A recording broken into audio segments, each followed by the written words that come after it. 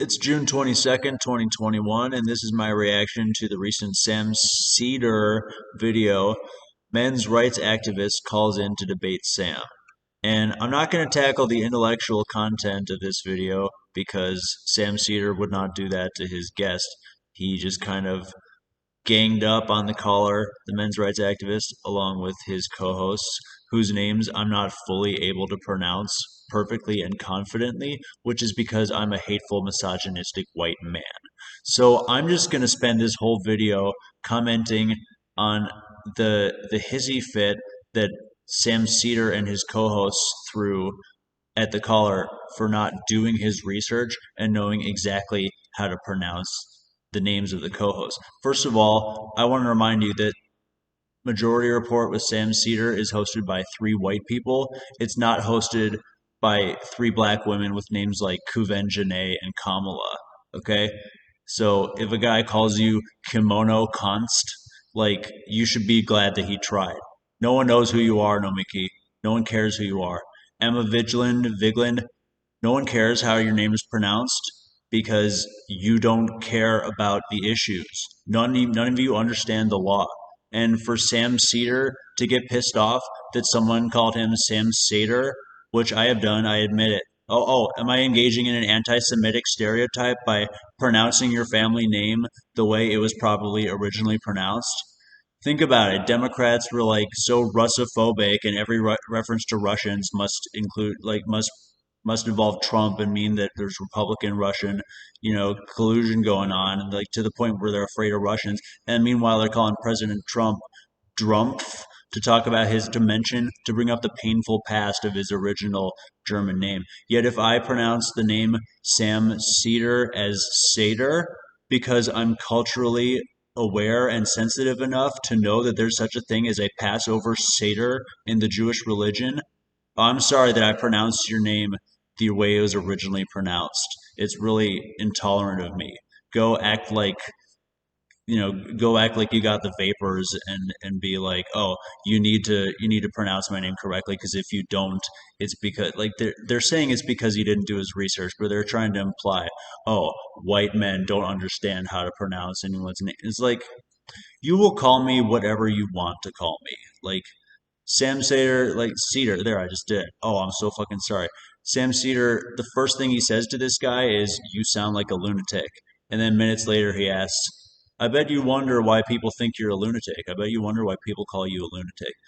So you get to call people names and then mock them minutes later by asking them if they wonder why people call them those names. It's like maybe you should wait more than 30 seconds after you've known a person to call them a lunatic.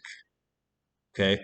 They were barely engaging with this guy's claims and his statistics. And when Cedar had to admit that he was wrong, he glossed over it and did it as quickly as possible.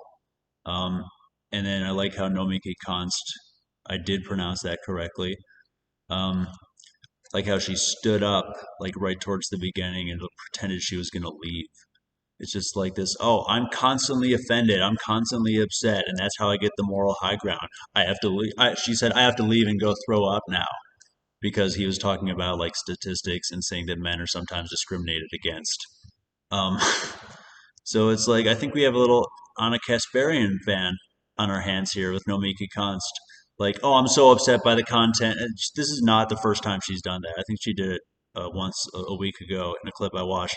Just stand up and pretend to walk away in the middle of the interview because that gives you the moral high ground. It's like when Anna Kasparian says, "Oh, end the podcast. I'm done. I'm not even talking about this."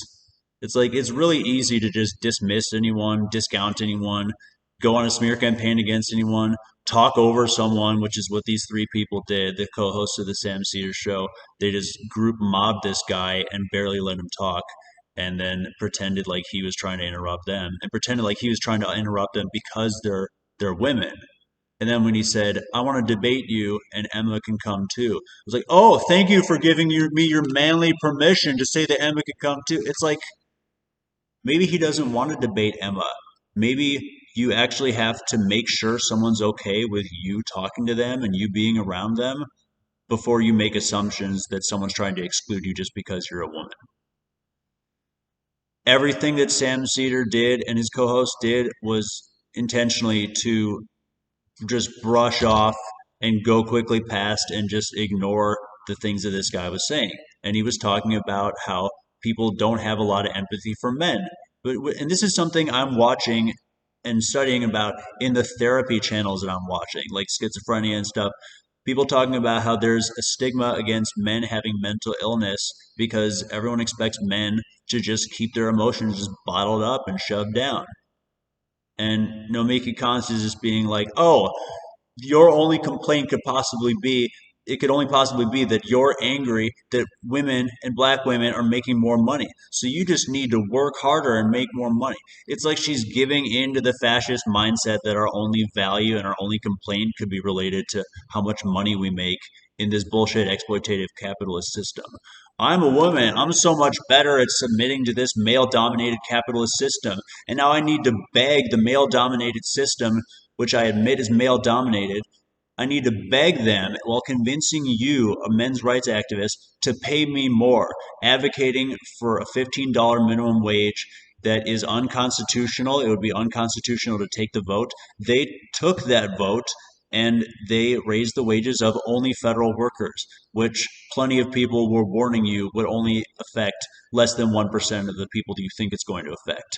Less than 1% of the non-tip workforce are helped by a minimum wage, the kind that only helps federal workers. The minimum wage increase only helps federal workers. And you're all going, I'm a woman or I'm black and you have privilege and you have a privilege and you have a privilege, like you only have an education because you have privilege, and that means I don't have to listen to what you say because women and black people, we get longer time to talk because men and white people have done bad things, and that means that I don't have to even listen to you when you say how I could implement the thing that I want to achieve in the law. I don't have to listen when you tell me how to successfully and easily and efficiently make the reform that I do. I just want to shout you down and pretend I'm going to throw up and pretend that I'm upset and, call the FBI on you for having a thought crime. Sam Seder and his co-hosts are using their identity to beat people over the head with it and just shout them down. What they're doing is unacceptable. It's anti-intellectual. It's intellectually dishonest. These people are trying to pretend that they know everything, so to such degree that they don't even have time to talk about other people's ideas. We're not having this conversation. Whatever you say is not approved by the Democratic Party line, so we're not even going to discuss it. It's like, okay, so you don't want new ideas? You don't want new technologies? You don't want innovation? You don't want original thoughts? You don't want to synthesize any ideas? You don't want to learn. You don't want new information. You don't like information. You're scared and threatened by new information, and you don't want to debate people. Now, of course, they made it into like, oh, it must be a sexist thing that the caller wants to talk to Sam after he had been talking to the two women for a while. Now, they tried to claim that he was shutting them down, but it's hard to give any caller the amount of time they want. Like it sounded like they were saying like, oh, he didn't do his research because he didn't know the exact pronunciation of the names of all the co-hosts, and they're trying to say he didn't do his research. He did his research on the facts. He was citing facts. He was talking about overtime, and he was saying if you adjust for overtime or control for overtime, men and women make about the same. I haven't seen that study, and maybe I should have done more research. But the co-host cut it down with it was just as dismissive as anything I could say to just say that that doesn't matter. They were just like, oh, well, they didn't take into account that for some people overwork or overtime is a good thing. Some people want to be offered overtime because they're not getting enough hours. Some people who can't control their work schedule, their boss runs their work schedule, their boss overschedules them and they don't like it. For some people overtime is good. For some people overtime is bad. I work overtime now. There's good things about it, there's bad things about it. You cannot say that. I don't even know what they're trying to say here. And like, I frankly don't feel like I have any obligation to debate it on any real intellectual level because Sam Seder has set such a low bar that he's signaled that he doesn't have to do it. I don't understand why pointing to overtime is supposed to explain anything. Like, I'm sure if they had given this guy adequate time to talk, he would have said, like, the shit he was actually fucking saying that Sam Seder was pretending that he didn't agree with the guy about. The guy was saying, well, our idea of masculinity, the reason why we think it's toxic is because we've been socialized to have toxic things associated with masculinity. He's basically saying the same thing, like it's society that has made masculinity toxic. And I would say something related like, hypermasculinity is due to the socialization of men. Men are hypermasculinized, women are hyperfeminized, and there's not a lot of room for overlap and gray area, and that's why we have transgenderism and intersex and like their activist movement, and that's fine. And the guy didn't sound anti-gay, he didn't sound anti-trans, he didn't sound anti-women either. And none of these co-hosts acknowledge that. They're just like, you don't know my name. Like, ridiculous. No one knows who you are, okay? The fact that no one knows who Sam Seder, Emma Vigilant, and Nomiki Konst are doesn't mean they're intolerant. Doesn't mean we hate liberals or women. It means you're not fucking famous yet. No one knows who you are or cares who you are. And you don't need to use your identity or your name or your demographic status to avoid debating this guy on the facts. You turn everything someone says into, oh, it must be a racist or sexist attack on you. If a guy says that you can hang out with him, oh, I'm sorry, I wasn't aware that I needed your permission. I didn't know that I needed your invitation to hang out with you and be in your face and disagree with you. It's like, yeah, we need some preparation before we hang out, before we debate. We have to have mutually beneficial voluntary interactions. It's not just like if I didn't invite you, you don't get to talk to me. I don't care who you are. So this is the conversation you're going to have. It's going to be all on identity and demographics and things you were born with that you can't change, like your looks and your skin color. It's all just going to be about that. That's the only thing. If you introduce an idea that has never been discussed before, you're not allowed to talk about it because you're a Republican Russian, because that makes so much sense. Have real debates. There are men who are looked at like they're monsters just because their insane wife was the first to make an accusation of spousal abuse or child abuse, and sometimes there's absolutely no evidence of it. Sometimes the evidence is fabricated or exaggerated. Sometimes it's completely unfounded. But you know what? Courts will take the side of the first parent to make an accusation, whether it's a man or a woman. But that fact doesn't mean that there aren't certain things that men are typically better at or stronger at than women. Doesn't mean that there aren't things that women are typically better at or less oppressed regarding than men.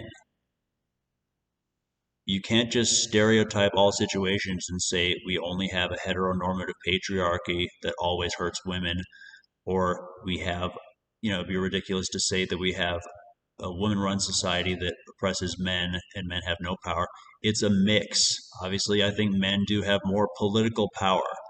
And they go on talking about, oh, well, what do rights have to do with it? And the guy says an example. He gives an example of like, medicine doesn't pay for prostate cancer. And Sam Sears, he says that Medicare covers it. And they get into this whole debate. It's like, well, it's just age discrimination. It's not sex. This is what it boils down to. It's like, you don't need to worry about the government discriminating against men because it discriminates against women too. And you don't get any of those things till you're older. And the guy's trying to say, like, over Sam Cedar yelling, when do you typically get prostate cancer? The guy's trying to say, you can get prostate cancer before you're 60. Women can get cancer before old age. The government could do more to help young people of both sexes.